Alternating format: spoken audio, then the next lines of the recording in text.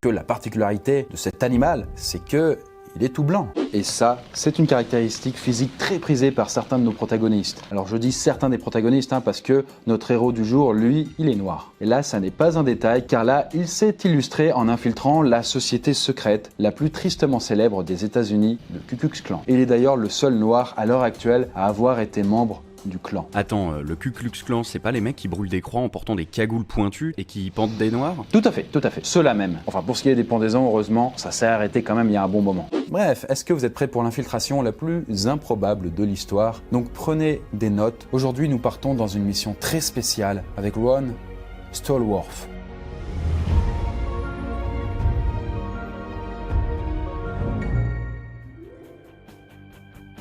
Notre histoire se passe à la fin des années 70 dans la ville de Colorado Springs aux États-Unis. C'est une charmante ville de 250 000 habitants dont le commissariat a décidé de lancer une campagne de recrutement de jeunes cadets. Un homme se présente, il s'appelle Ron Stallworth. C'est un Afro-Américain qui souhaite s'engager dans la police. Bon, il est enrôlé, mais il a un statut un petit peu particulier, parce qu'en effet, il est le tout premier policier noir de la ville depuis 10 ans. Puis voilà, les années passent et au bout de quelques temps, il est affecté au service des renseignements et il doit veiller sur divers groupuscules et rapporter leur activité. Comme tous les matins, ce cher Ron lit le journal pour se tenir au courant de ce qui se passe, sauf que ce coup-ci, il tombe sur une annonce qui va changer sa vie. Une petite annonce du Ku Klux Klan.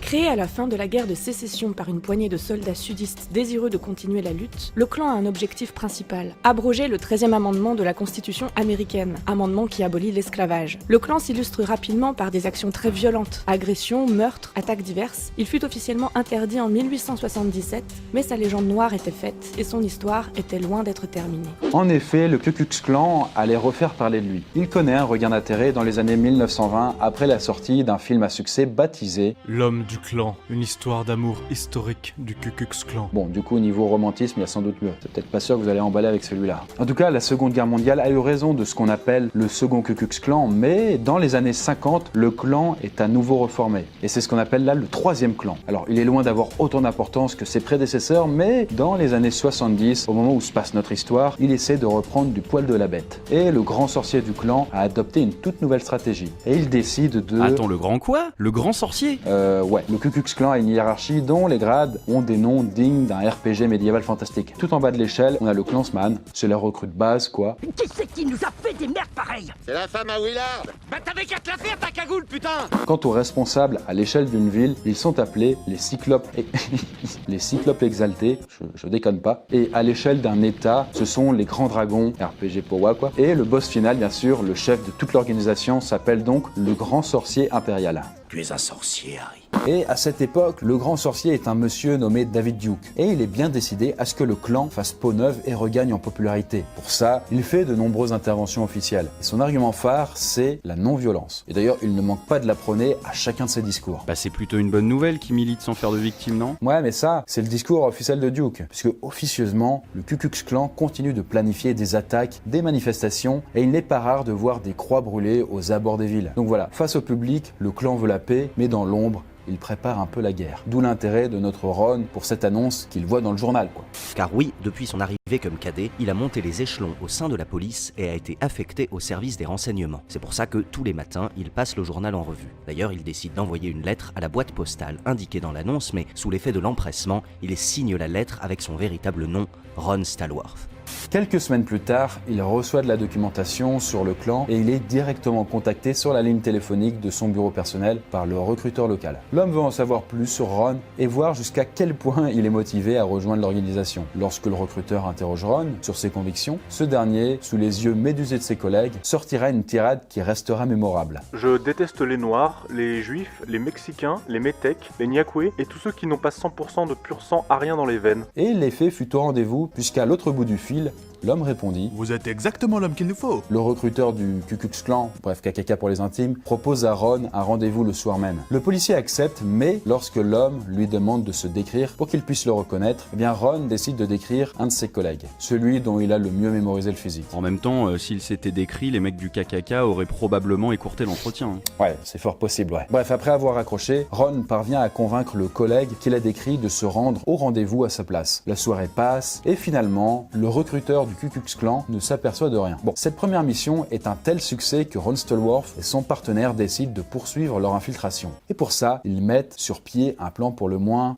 audacieux. Désormais, il y aura 2 Ron Stallworth, un blanc et un noir. Le Ron Stallworth blanc s'occupe d'aller à toutes les réunions et manifestations du clan, toujours équipé d'un micro. Le noir, le Ron Stallworth original quoi, s'occupe de superviser l'opération, d'analyser toutes les conversations de son clone et de répondre à tous les appels téléphoniques du clan et de ses membres. Le but de toute cette opération est simple, identifier autant de membres que possible, cerner les véritables objectifs politiques et se tenir au courant de tous les projets du clan pour les en empêcher. Et quand je parle de projets, je veux dire des manifestations en ville avec la tenue du clan, des feux de joie à base de croix, mais aussi des attentats, car le Ku Klux Klan a prévu de faire sauter les bars gays de la ville. Et par sauter, évidemment, j'entends ça.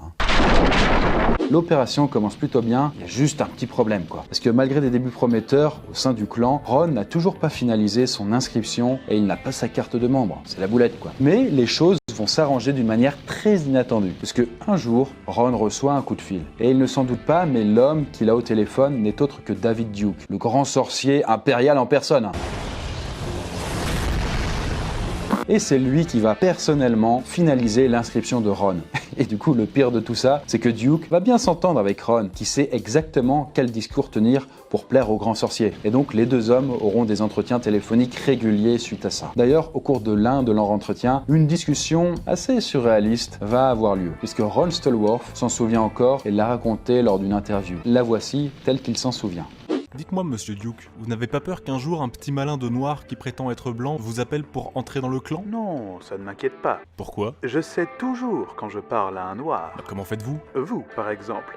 Je peux dire que vous êtes un homme au pur sang arien. Comment? C'est la manière dont vous prononcez la lettre R. Les noirs disent ara, ara, ara. Les ariens blancs américains de sang pur prononcent R.